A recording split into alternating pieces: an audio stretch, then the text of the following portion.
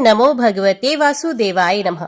आप सभी को फाल्गुन पूर्णिमा की हार्दिक शुभकामनाएं। फाल्गुन पूर्णिमा हिंदू धर्म में एक विशेष और पावन दिन माना जाता है।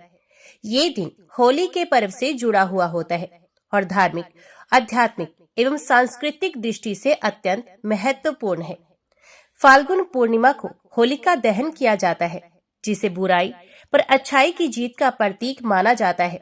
इसी दिन भक्त प्रहलाद की रक्षा के लिए भगवान विष्णु ने हिरण्यकशिपु की बहन होलिका का अंत किया था। इस दिन गंगा स्नान, दान और जप तप करने से विशेष पुण्य फल की प्राप्ति होती है। फाल्गुन पूर्णिमा के दिन चंद्रमा की विशेष पूजा करने से मन की शांति और मानसिक तनाव से मुक्ति मिलती है।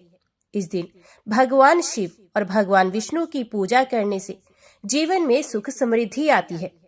फाल्गुन पूर्णिमा के अगले दिन रंगों की होली खेली जाती है, जो प्रेम, भाईचारे और आनंद का प्रतीक होती है। ये दिन वसंत ऋतु के समापन और ग्रीष्म ऋतु की शुरुआत का संकेत भी होता है। होली का पर्व समाज में प्रेम, एकता और सौहार्द का संदेश देता है, जहां लोग पुराने गिले शिकवों को भुलाकर एक दूसरे के साथ आनंद मनाते हैं। फाल्गुन पूर्णिमा न केवल आध्यात्मिक बल्कि सामाजिक और सांस्कृतिक रूप से भी अत्यंत महत्वपूर्ण है। ये दिन हमें बुराई से दूर रहने और सद्गुणों को अपनाने की प्रेरणा देता है। इस दिन आप गंगा स्नान, तिल, गुड़, वस्त्र आदि का दान कर सकते हैं। होलिका दहन के समय विशेष पूजा और परिक्रमा भी कर सकते हैं। इस दिन आप भगवान नारायण और भगवान शिव की आराधना कर सकते हैं। इस दिन आप पूर्णिमा व्रत कर सकते हैं और भगवान चंद्रमा को अर्घ्य भी दे सकते हैं। तो आज की वीडियो में आप सुनेंगे फाल्गुन पूर्णिमा की पौराणिक व्रत कथा। सुनते हैं 32 पूर्णिमा की व्रत कथा। तो सब प्रेम से बोलो, लक्ष्मी नारायण भगवान की जय। द्वापर युग में एक समय की बात है कि यशोदा जी ने कृष्ण से कहा, हे कृष्ण, तुम सारे संसार के उत्पन्न करता, पोषक तथा उसके संहार करता हो।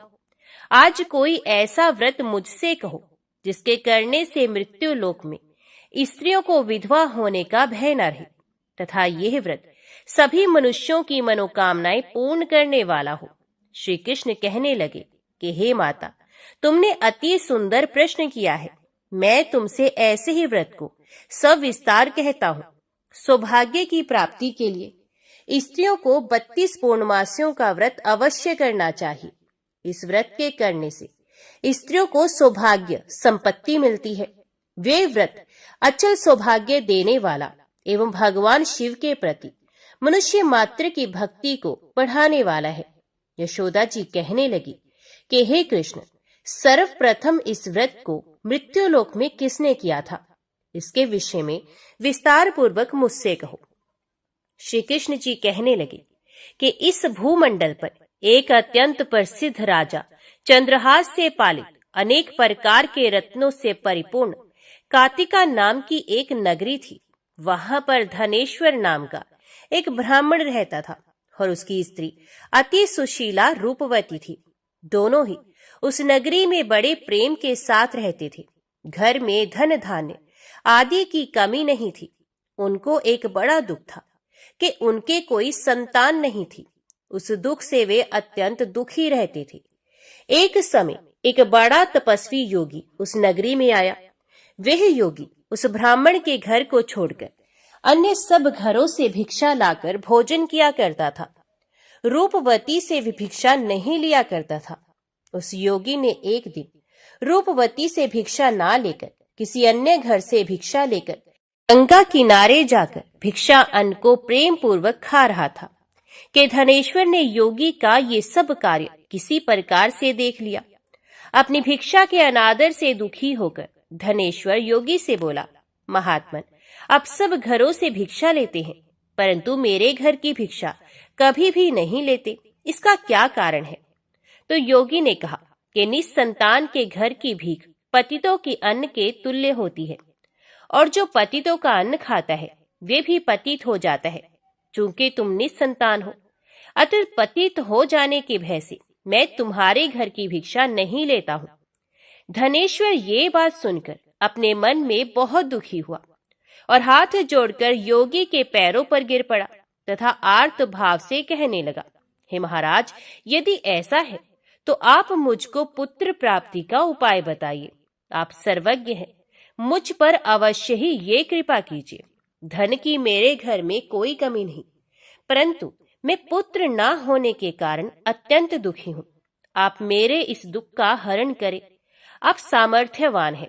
ये सुनकर योगी कहने लगे, हे ब्राह्मण, तुम चंडी की आराधना करो। घर आकर उसने अपनी स्त्री से सवृतांत कहा और स्वयं तप के निमित्त वन में चला गया। वन में जाकर उसने चंडी की उपासना की और उपवास किया। चंडी ने 16वें दिन उसको स्वप्न में दर्शन दिया और कहा, हे धनेश्वर, जा तेरे पुत्र होगा, परंतु वे 16 वर्ष की आयु में ही मृत्यु को प्राप्त हो जाएगा। यदि तुम दोनों स्त्री पुरुष 32 पौर्णमासियों का व्रत विधि पूर्वक करोगे तो वह दीर्घायु होगा। जितनी तुम्हारी सामर्थ्य हो, आटे के दिए बनाकर शिवजी का पूजन करना, परंतु पूर्णमासी को 32 जोत जाने चाहिए। प्रातः काल होने पर स्थान के समीप ही तुम्हें एक आम का वृक्ष दिखाई देगा। उस पर तुम चढ़कर एक फल तोड़कर शीघ्र अपने घर चले जाना। अपनी स्त्री से सब वृत्तांत कहना। ऋतु स्नान के पश्चात वे स्वच्छ होकर श्री शंकर जी का ध्यान करके उस फल को खा लेगी। तब शंकर भगवान की कृपा से उसको गर्भ हो जाएगा। जब वे ब्राह्मण प्रातः काल उठा तो उसने उस स्थान के पास ही एक आम का वृक्ष देखा, जिस पर एक अत्यंत सुंदर आम का फल लगा हुआ था। उस ब्राह्मण ने उस आम के वृक्ष पर चढ़कर उस फल को तोड़ने का प्रयत्न किया, परंतु वृक्ष पर कई बार प्रयत्न करने पर भी वे ना चढ़ पाया। तब तो उस ब्राह्मण को बहुत चिंता हुई और विघ्न विनाशक श्री गणेश जी की वंदना करने लगा और उनसे कहने लगा कि हे दयानिधि, अपने भक्तों के विघ्नों का नाश करके उनके मंगल कार्य को करने वाले, दुष्टों का नाश करने वाले, रिद्धि सिद्धि के देने वाले, आप मुझ पर कृपा करके इतना बल दे कि मैं अपने मनोरथ को पूर्ण कर सकूं। इस प्रकार गणेश जी की प्रार्थना करने पर उनकी कृपा से धनेश्वर वृक्ष पर चढ़ गया और उसने एक अति सुंदर आम का फल देखा। उसने विचार किया कि जो वरदान से फल मिला था वे ये है, और कोई फल दिखाई नहीं देता। उस धनेश्वर ब्राह्मण ने जल्दी से उस फल को तोड़कर अपनी स्त्री को ला कर दिया और उसकी स्त्री ने अपने पति के कथन अनुसार उस फल को ग्रहण किया और वे गर्भवती हुई। देवी जी की असीम कृपा से उसे एक अत्यंत सुंदर पुत्र उत्पन्न हुआ, जिसका नाम उन्होंने देवीदास रखा। माता पिता के हर्ष और शोक के साथ ये बालक शुक्ल पक्ष के चंद्रमा की भांति अपने पिता के घर में बढ़ने लगा। भवानी की कृपा से वह बालक बहुत ही सुंदर, सुशील और विद्या पढ़ने में बहुत ही निपुण था। दुर्गा जी की आज्ञा अनुसार उसकी माता ने 32 पूर्णमासी का व्रत रखना प्रारंभ कर दिया, जिससे उसका पुत्र बड़ी आयु वाला हो जाए। 16वां वर्ष लगते ही देवीदास के माता पिता को बड़ी चिंता हुई कि कहीं उनके पुत्र की इस वर्ष मृत्यु न हो जाए। इसलिए उन्होंने अपने मन में विचार किया कि यदि ये दुर्घटना उनके सामने हो गई तो वे कैसे सहन कर सकेंगे। असतु उन्होंने देवीदास के मामा को बुलाया और कहा कि हमारी इच्छा है कि देवीदास 1 वर्ष तक काशी में जाकर विद्या अध्ययन करे और उसको अकेला भी छोड़ना नहीं चाहिए। इसलिए साथ में तुम चले जाओ और 1 वर्ष के पश्चात इसको वापस लौटा लाना। सब प्रबंध करके उसके माता पिता ने काशी जाने के लिए देवीदास को एक घोड़े पर बैठाकर उसके मामा को उसके साथ भेज दिया, किंतु यह बात उसके मामा या किसी और से नहीं कही। धनेश्वर ने सप्तनिक अपने पुत्र की मंगल कामना तथा दीर्घायु के लिए भगवती दुर्गा की आराधना और पूर्णमासियों का व्रत करना आरंभ कर दिया। इस प्रकार बराबर 32 पूर्णमासी का व्रत पूरा किया। कुछ समय के पश्चात एक दिन वह दोनों मामा और भांजा मार्ग में रात्रि बिताने के लिए किसी ग्राम में ठहरे हुए थे। उस दिन उस गांव में एक ब्राह्मण की अत्यंत सुंदरी, सुशीला, विदुषी और गुणवती कन्या का विवाह होने वाला था। जिस धर्मशाला के अंदर वर और उसकी बारात ठहरी हुई थी, उसी धर्मशाला में देवी दास और उसके मामा भी ठहरे हुए थे। संयोगवश कन्या को तेल आदि चढ़ाकर मंडप आदि का कृत्य किया गया तो लगन के समय वर को धनुर्वात हो गया। असतु वर के पिता ने अपने कुटुंबियों से परामर्श करके निश्चय किया कि यह देवी दास मेरे पुत्र जैसा ही सुंदर है, मैं इसके साथ ही लगन करा दूं और बाद में विवाह के अन्य कार्य मेरे लड़के के साथ हो जाएंगे। ऐसा सोचकर देवी दास के मामा से जाकर बोला कि तुम थोड़ी देर के लिए अपने भांजे को हमें दे दो, जिससे विवाह के लगन का सब कृत्य सुचारू रूप से हो सके। तब उसका मामा कहने लगा कि जो कुछ भी मधुपर्क आदि कन्यादान के समय वर को मिले वे सब हमें दे दिया जाए तो मेरा भांजा इस बारात का दूल्हा बन जाएगा।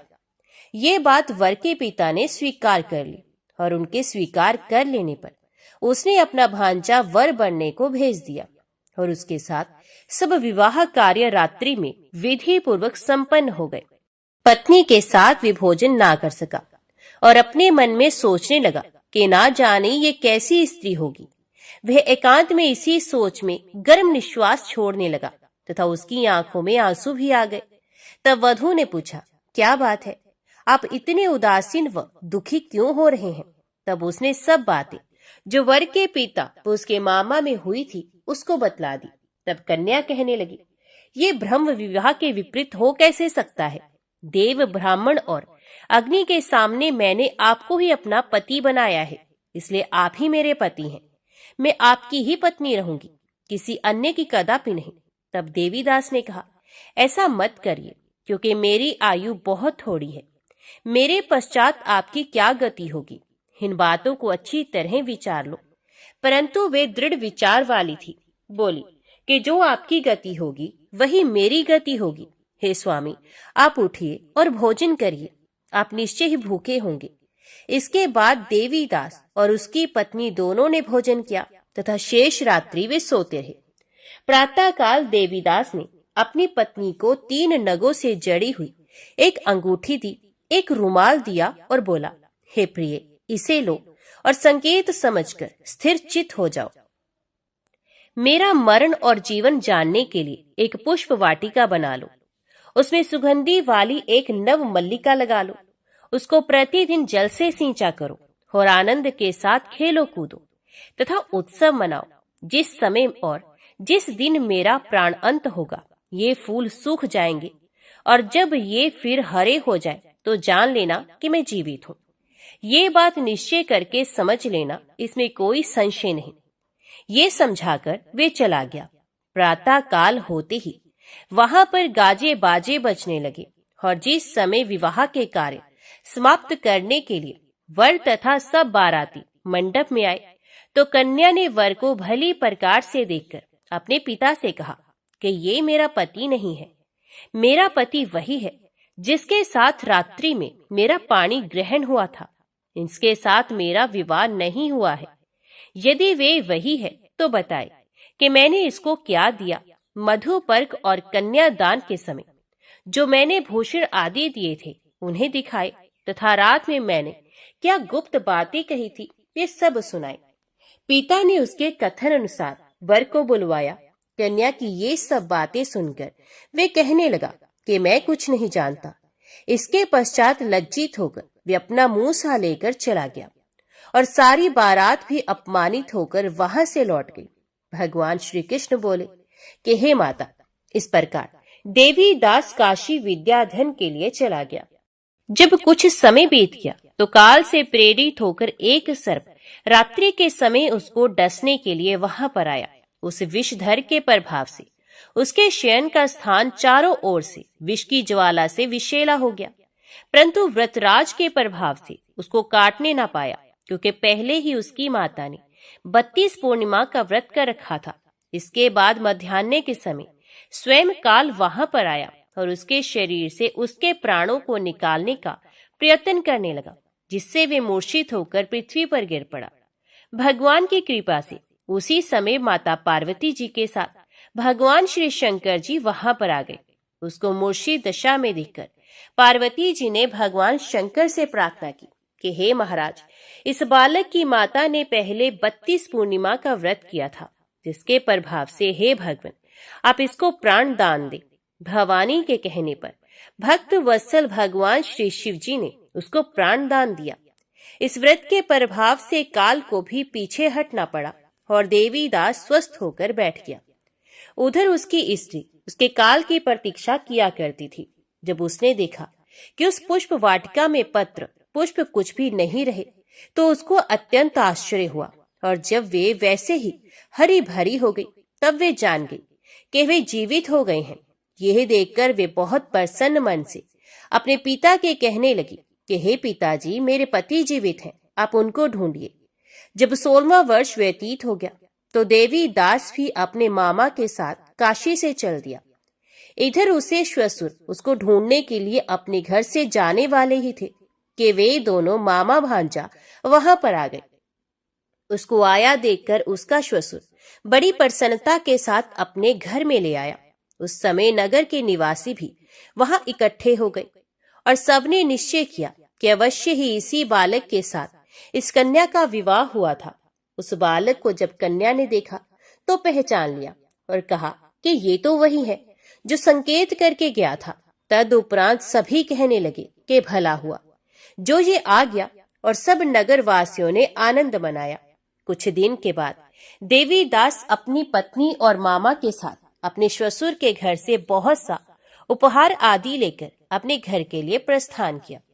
जब वे अपने गांव के निकट आ गया तो कई लोगों ने उसको देखकर उसके माता पिता को पहले ही जाकर खबर दे दी कि तुम्हारा पुत्र देवीदास अपनी पत्नी और मामा के सहित आ रहा है। ऐसा समाचार सुनकर पहले तो उन्हें विश्वास ही नहीं हुआ, किंतु जब और लोगों ने भी आकर उनकी बात का समर्थन किया तो उनको बड़ा आश्चर्य हुआ। लेकिन थोड़ी देर में देवीदास ने आकर अपने माता पिता के चरणों में अपना सर रखकर प्रणाम किया, और उसकी पत्नी ने अपने सास ससुर के चरणों को स्पर्श किया तो माता पिता ने अपने पुत्र और पुत्र वधू को अपने हृदय से लगा लिया, और दोनों की आंखों में प्रेम अश्रु बह चले। अपने पुत्र और पुत्रवधू के आने की खुशी में धनेश्वर ने बड़ा भारी उत्सव किया और ब्राह्मणों को भी बहुत सी दान दक्षिणा देकर प्रसन्न किया। श्री कृष्ण जी कहने लगे कि इस प्रकार धनेश्वर 32 पूर्णमासियों का व्रत के प्रभाव से पुत्रवान हुआ। जो भी स्त्रियां इस व्रत को करती हैं वे जन्म जन्मांतर में वैधव्य का दुख नहीं भोगती और सदैव सौभाग्यवती रहती हैं। ये मेरा वचन है, इसमें कोई संदेह नहीं। ये व्रत पुत्र पौत्रों को देने वाला तथा संपूर्ण मनोकामनाओं को पूर्ण करने वाला है। 32 पूर्णिमासियों का व्रत करने से व्रती की सब इच्छाएं भगवान शिव जी की कृपा से पूर्ण हो जाती हैं। तो सब प्रेम से बोलो उमापति भगवान शंकर की जय। अभी सुनिए भगवान सत्यनारायण की व्रत कथा। ऋषियों ने सूत जी से पूछा, महामुनि, किस व्रत या तप से अभीष्ट फल की प्राप्ति होती है? हम सुनना चाहते हैं, कृपया बताइए। सूत जी बोले, देवर्षि नारद ने यही बात भगवान कमलाकांत से पूछी थी। उन्होंने जो उसका उत्तर दिया था उसी को आप सुनिए। एक दिन दूसरों पर अनुग्रह करने वाले योगी नारद जी विविध लोकों में घूमते हुए मृत्यु लोक में आए। उन्होंने देखा यहाँ के सभी मनुष्य भांति भांति के दुखों से पीड़ित हैं और अपने अपने कर्म के फल स्वरूप विविध योनियों में जन्म लेकर कलेश पा रहे हैं।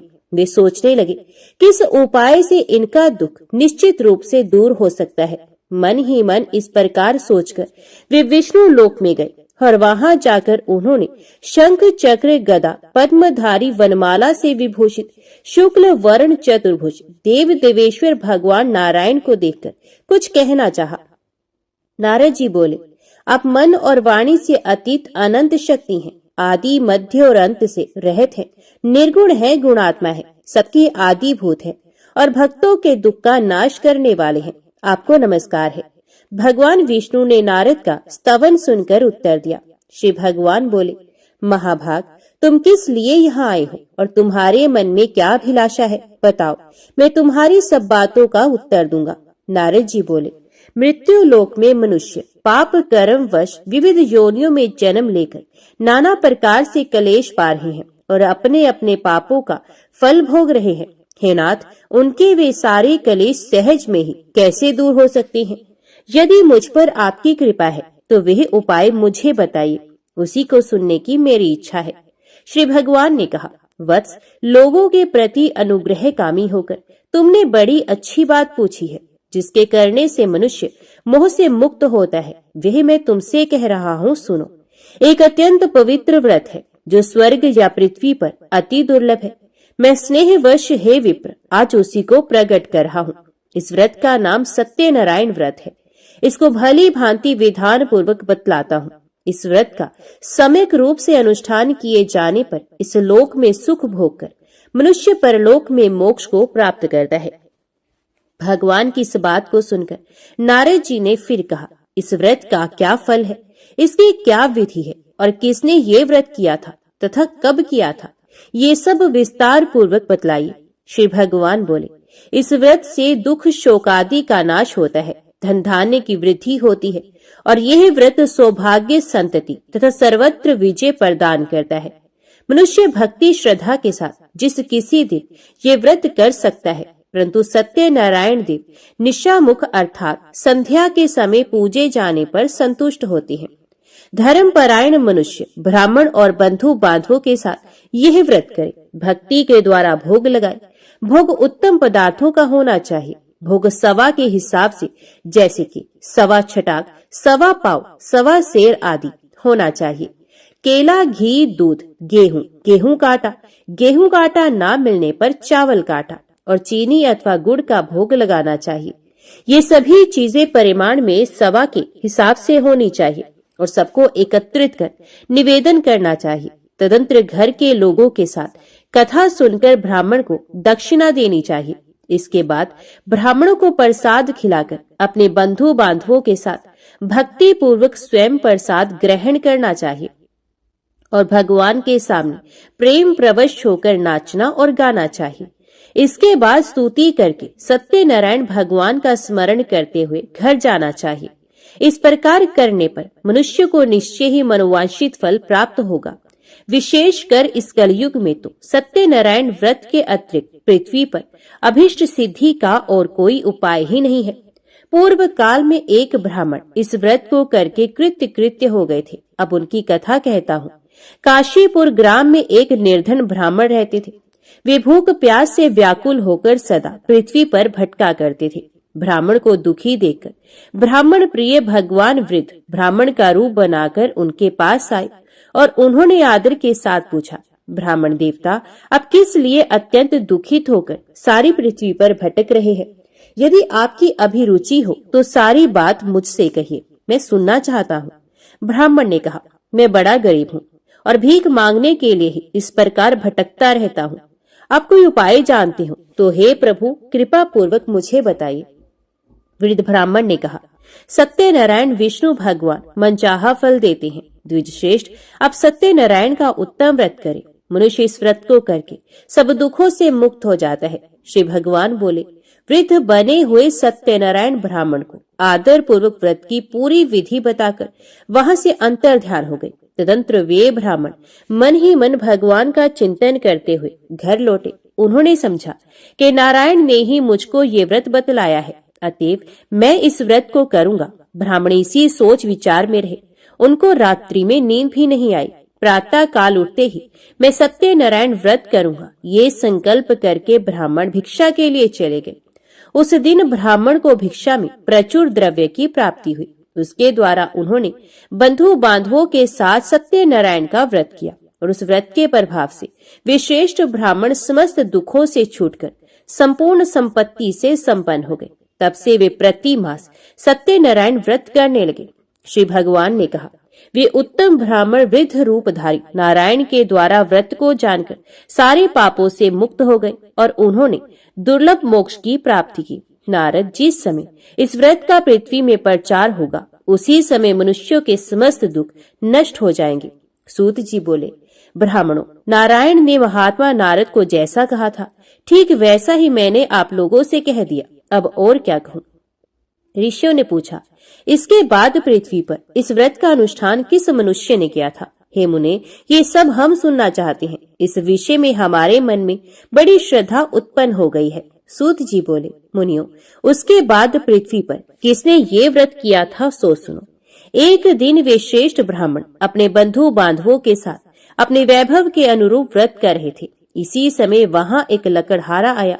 लकड़हारे ने लकड़ी बाहर रख दी और वह ब्राह्मण के घर के अंदर चला गया। उस समय वह प्यास से पीड़ित था। उन ब्राह्मण को कार्य में लगे देखकर प्रणाम करके उसने पूछा, महाराज, आप ये क्या कर रहे हैं? तो ब्राह्मण ने कहा, ये सत्यनारायण का व्रत है। ये व्रत दुख दारिद्र्य का नाश करता है, सब प्रकार की इच्छित वस्तुओं को देता है और पुत्र पौत्र आदि की वृद्धि करता है।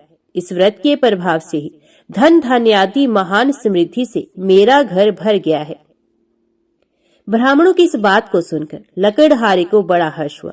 वे जल पीकर और प्रसाद लेकर स्थिर मन से सत्यनारायण देव का चिंतन करता हुआ नगर में गया। उसने मन ही मन कहा कि आज लकड़ियों के बेचने पर जो कुछ मिलेगा उसी के द्वारा मैं सत्यदेव का उत्तम व्रत करूंगा। इस प्रकार मन में विचार कर वे लकड़ियों के बोझ को सर पर उठा के नगर में धनियों के रमणीय स्थान में पहुंचा। आज लकड़हारे को लकड़ियों का दूना मूल्य मिला। उसका हृदय प्रसन्न हो गया। वे पके हुए केले, चीनी, घी, दूध और गेहूं का आटा सब वस्तुएं सवाए हिसाब से लेकर घर पहुंचा। तदंतर बंधु बांधवों को निमंत्रण देकर उसने विधि पूर्वक व्रत किया। उस व्रत के प्रभाव से वह लकड़हारा धन और पुत्र से संपन्न हो गया तथा इहलोक में सुख भोगकर अंत में सत्यपुर को प्राप्त हुआ। एक घटना और कहता हूँ, सुनो। पूर्व काल में उल्कामुख नामक एक जितेंद्रिय सत्यवादी प्रबल पराक्रमी राजा थे। वे बुद्धिमान राजा प्रतिदिन भगवान के मंदिर में जाते और धन देकर ब्राह्मणों को संतुष्ट करते थे। उनकी पत्नी का नाम था भद्रशिला। वे सरोजवदना, परमुग्धा और पति परायणा स्त्री थी। राजा रानी के साथ समुद्र के तीर पर जाकर सत्यनारायण का व्रत किया करते थे। एक दिन जब राजा व्रत कर रहे थे, एक साधु नामक वणिक वहां आया। वह व्यापार के लिए नाना प्रकार के रत्न आदि पदार्थों को नौका में भरकर लाया था।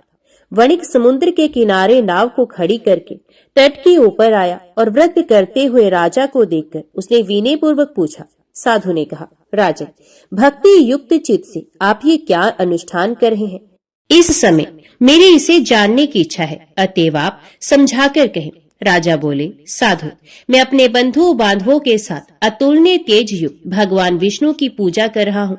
मेरा यह व्रत पुत्र आदि की प्राप्ति के लिए है। तदंतर साधु ने राजा को आदर पूर्वक प्रणाम करके कहा, राजन, इस व्रत की सांगोपांग विधि आप मुझे बताएं, क्योंकि मैं भी ये व्रत करूंगा। मेरे भी संतान नहीं, इस व्रत से मुझे निश्चय ही संतान की प्राप्ति होगी। इतना कहकर वणिक ने उन राजा से व्रत की विधि अच्छी तरह पूछकर वहां से प्रस्थान किया और अपने वाणिज्य का काम पूरा करके वे आनंद के साथ घर लौटा। कुछ ही दिनों के बाद उसकी पतिव्रता पत्नी गर्भवती हुई और समय पर उसने एक अति सुंदर कन्या को जन्म दिया।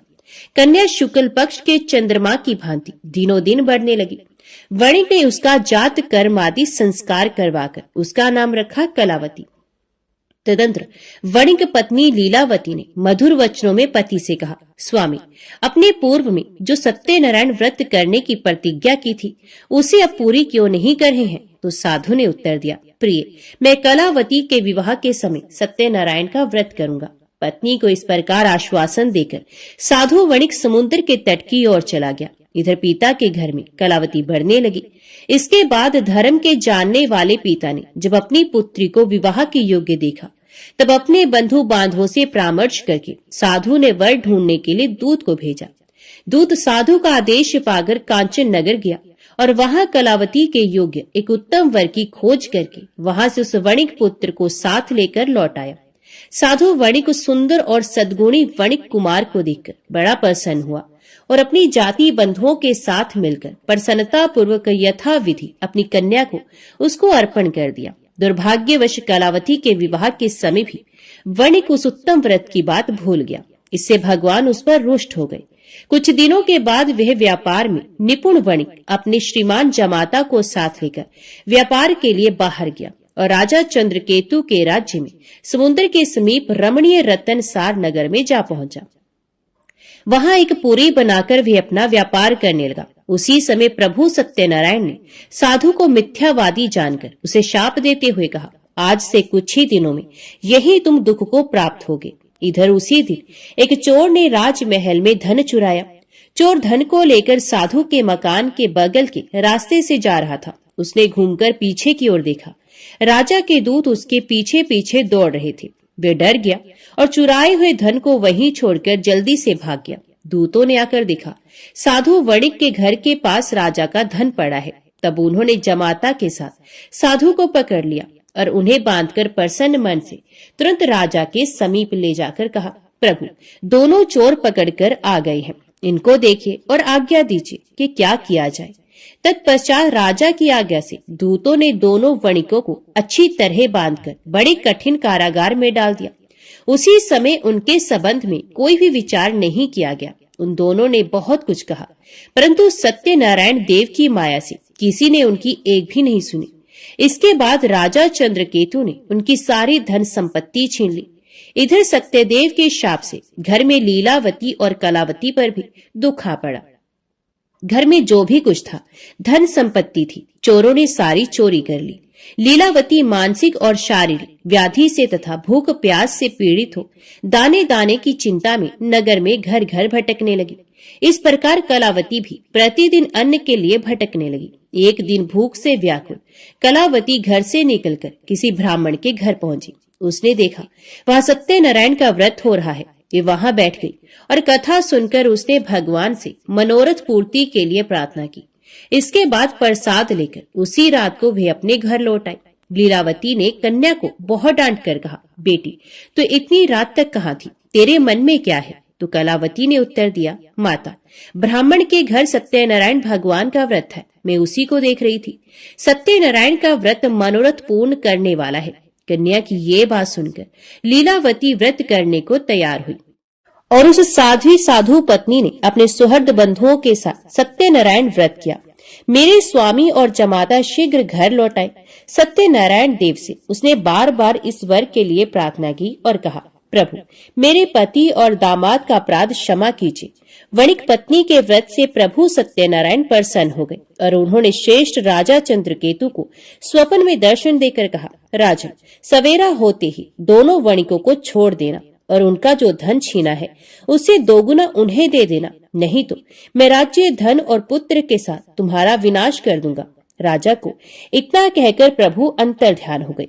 प्रातः काल होते ही राजा सभा में गए और स्वजनों के साथ वहां बैठकर उन्होंने दूतों को आज्ञा दी कि अभी जाकर दोनों बंदी महाजनों को तुरंत कैद से छोड़ दो। राजा की आज्ञा पाकर दूतों ने दोनों महाजनों को मुक्त कर दिया और उन्हें साथ लेकर विनय पूर्वक राजा से कहा, दोनों वणिकों की हथकड़ी बेड़ी खोलकर हम उन्हें यहाँ ले आए हैं। इसी समय उन दोनों के मन में पुरानी बात का स्मरण हुआ और भगवान सत्यनारायण की महिमा को याद करके वे विस्मय और भय से विवल हो गए। उन्होंने राजा चंद्रकेतु को प्रणाम किया। राजा ने भी उनको देखकर आदर पूर्वक कहा, देवात, तुम्हें ये महान कष्ट भोगना पड़ा, अब तुम्हें कोई भय नहीं, तुम मुक्त हो, जाओ शोर करा लो। तदंतर श्रीमान राजा चंद्रकेतु ने सोने और रत्नों से बने हुए गहनों के द्वारा दोनों वणिकों को अलंकृत किया।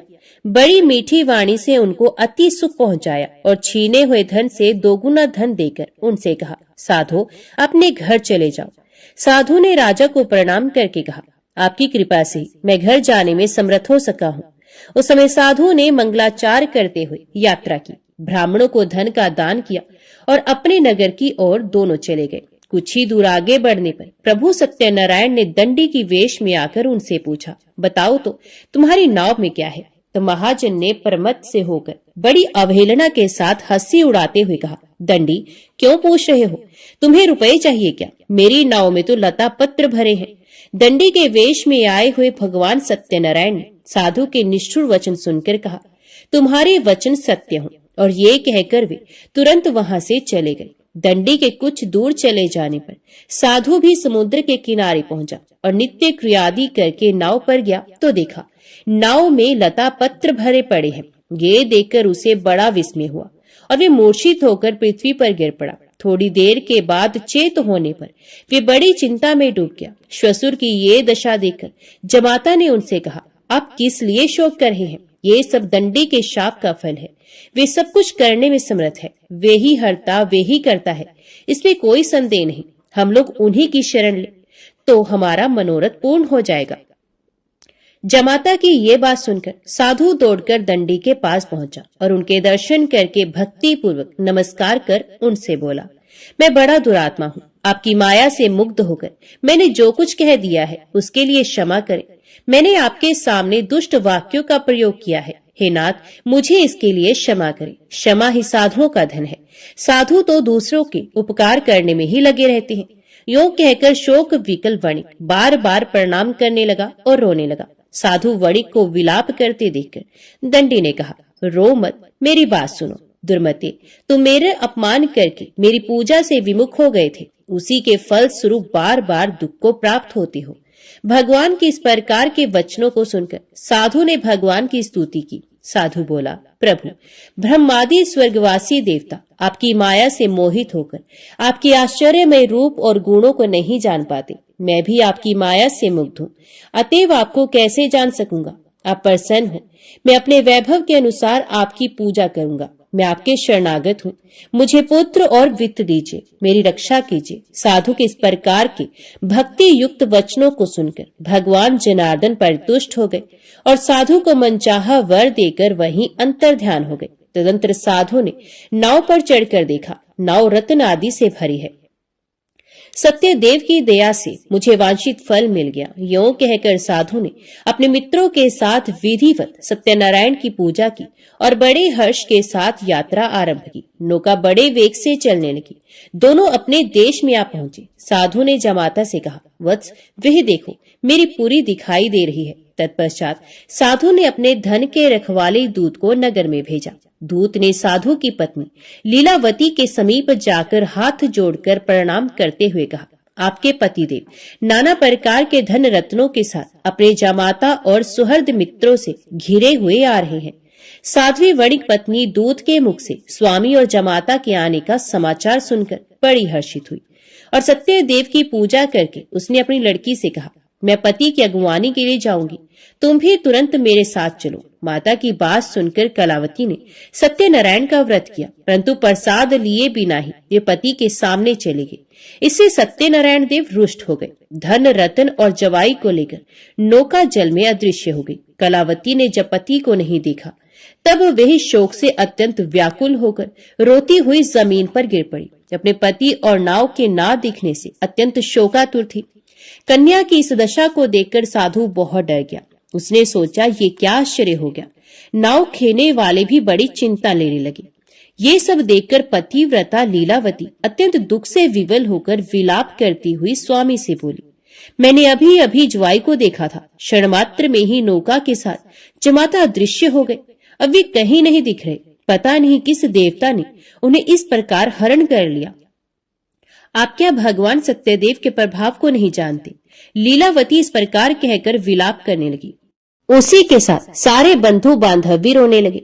लीलावती अपनी कन्या को गोद में लेकर रुदन करने लगी। कन्या कलावती ने स्वामी को डूबा हुआ जानकर दुखित हृदय से पति की पादुका को लेकर सती होने का निश्चय किया। धर्म को जानने वाला साधु वणिक कन्या की ये स्थिति देखकर अपनी पत्नी के साथ शोक से अत्यंत व्याकुल हो उठा और उसने मन ही मन सोचा, निश्चय ही सत्यदेव की माया के द्वारा ही मेरे जमाता हरे गए हैं। अपने वैभव के अनुसार भगवान सत्यनारायण की पूजा करूंगा।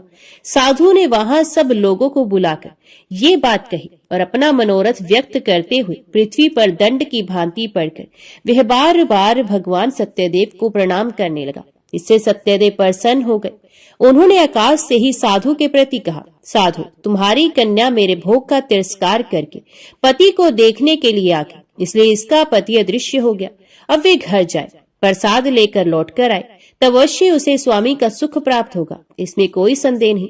वणिक नंदनी कलावती ने गंगन मंडल में ये प्राण दान करने वाली वाणी सुनी और सुनकर तुरंत ही वे घर चले गए। वहां जाकर उसने प्रसाद लिया। तदंतर वे जब लौट कर आई तब अपने पति को, नाव को और समस्त बंधुओं को देखकर अत्यंत सुखी हुई। उसने पिता से कहा, पिताजी आइए हम लोग घर चले, अब देर क्यों कर रहे हैं। कन्या की इस बात को सुनकर वणिक प्रसन्न हो गया और विधि विधान के साथ भगवान सत्यनारायण की पूजा करके धन रतन और बंधुओं के साथ वे अपने घर पहुंचा। तदंतर प्रत्येक संक्रांति और पूर्णिमा को यथा विधि सत्यनारायण की पूजा करता हुआ वे इस लोक में सुखी होकर अंत में सत्यपुर को प्राप्त हो गया। सूत जी बोले, श्रेष्ठ मुनियों, एक उपाख्यान और सुनिए। पूर्व काल में वंशध्वज नामक एक प्रजा पालन में तत्पर राजा थे। उन्होंने सत्यदेव के प्रसाद का परित्याग किया था, इसलिए वे दुख को प्राप्त हुए। एक दिन राजा ने वन में जाकर विविध प्रकार के मृगों का शिकार किया। फिर जब विश्राम के लिए वे बरगद के वृक्ष के नीचे आए, तब उन्होंने देखा ग्वाले लोग बड़े संतुष्ट मन से मित्रों को साथ लेकर भक्ति पूर्वक भगवान सत्यनारायण देव की पूजा कर रहे हैं।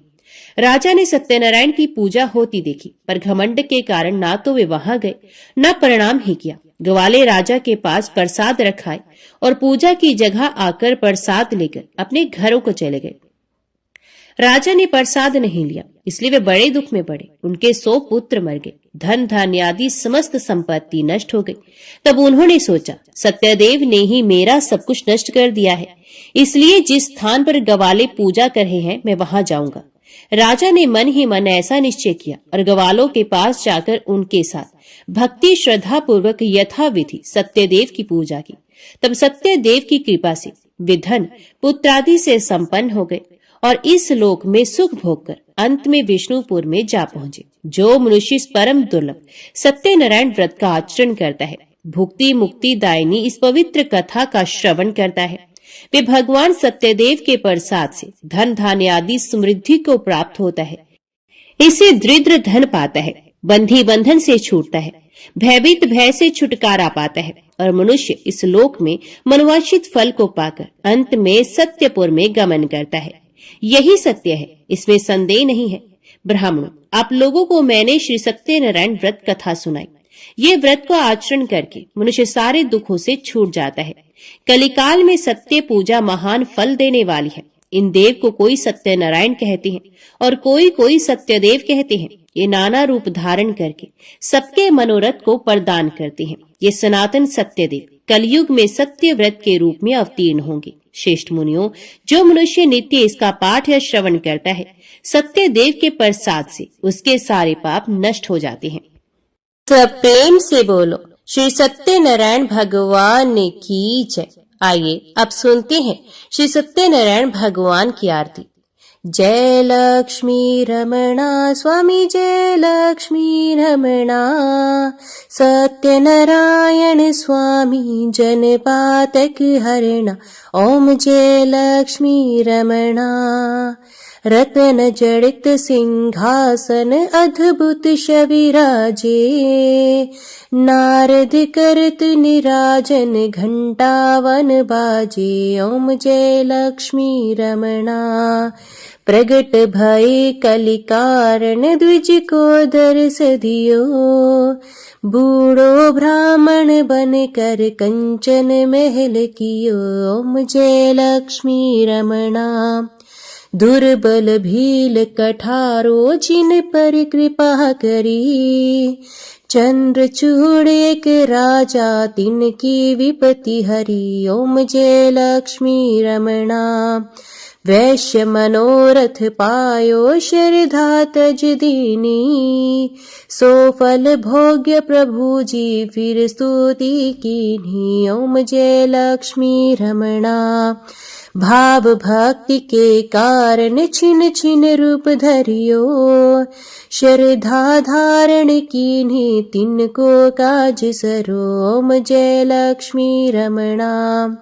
ग्वाल बाल संग राजा वन में भक्ति करी, मन वांछित फल दीनो दीन दयालु हरि। ओम जय लक्ष्मी रमणा।